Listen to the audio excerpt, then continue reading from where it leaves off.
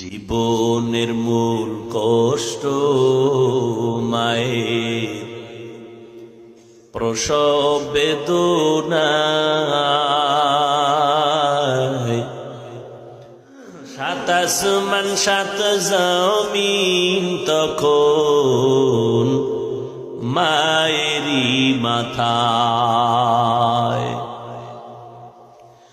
জীবনের মূল কষ্ট মায়ের প্রসব বেদনায়,